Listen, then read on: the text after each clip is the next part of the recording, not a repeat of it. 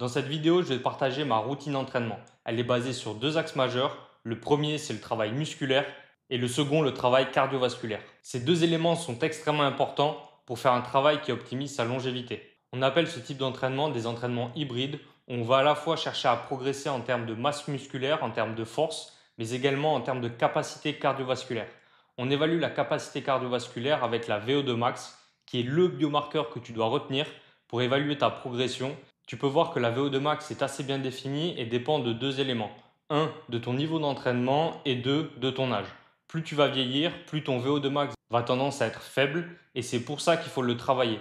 Il y a beaucoup d'études qui démontrent que plus on a un VO2 max élevé, qui se rapproche du niveau élite de sa catégorie d'âge, plus le taux de mortalité diminue. Si ça fait plus de 12 ans que je m'entraîne en musculation, ça fait beaucoup moins longtemps que j'ai intégré du travail de VO2 max, ça fait à peu près 2 mois. Mais aujourd'hui, mon entraînement est complet. J'ai un entraînement hybride qui travaille à la fois la force musculaire et mes capacités cardiovasculaires.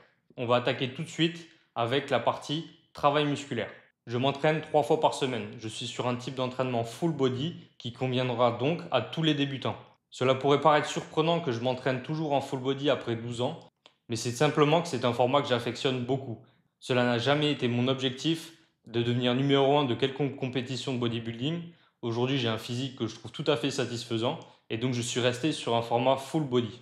Tu retrouveras un lien en dessous de cette vidéo où tu pourras télécharger directement mon entraînement et retrouver tous les détails avec des liens en vidéo qui t'expliqueront exactement quels sont les exercices, le nombre de séries, le nombre de répétitions, le temps de repos, tout ce qu'il faut pour simplement que tu aies à copier-coller cette séance pour l'appliquer dans ton quotidien. On attaque avec l'exercice numéro 1 qui est du tirage menton. Je fais 4 séries que je fais évoluer entre 11 et 13 répétitions.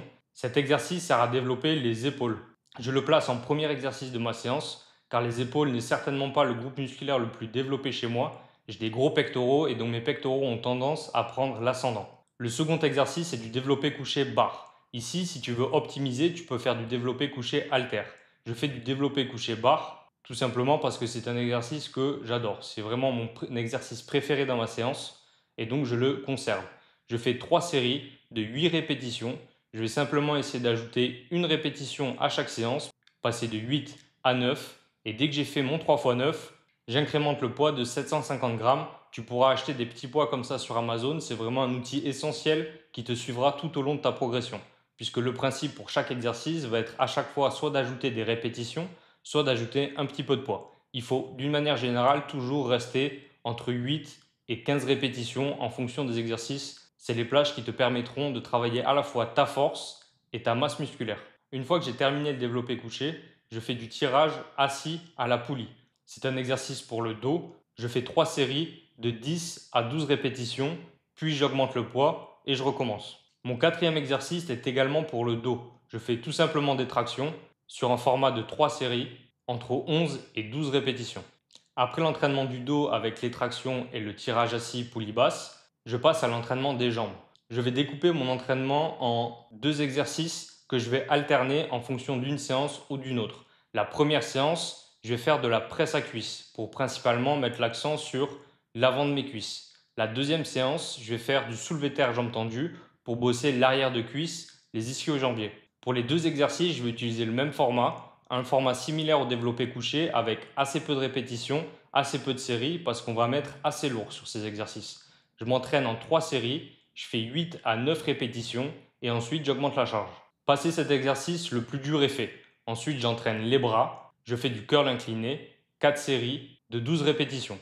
Une fois terminé, je passe au Magic Triceps. Je fais 3 séries d'une vingtaine de répétitions allongées sur le banc à la barre EZ. À ce stade-là, on arrive déjà à peu près 1h15 de séance. Donc je termine avec un dernier exercice pour les abdos. Je fais des relevés de jambes suspendus à la barre et fais bien attention avec cet exercice. Beaucoup l'exécutent mal. La partie basse de ton mouvement va être quand tu ramènes les jambes à un angle de 90 degrés. Si tu descends trop bas les jambes, tu vas recruter tes fléchisseurs de hanches qui prendront le pas sur tes abdos et donc tu ne vas pas solliciter le bon muscle. Tes abdos ne vont être qu'insuffisamment recrutés. Pour cet exercice, je fais 4 séries d'une quinzaine de répétitions.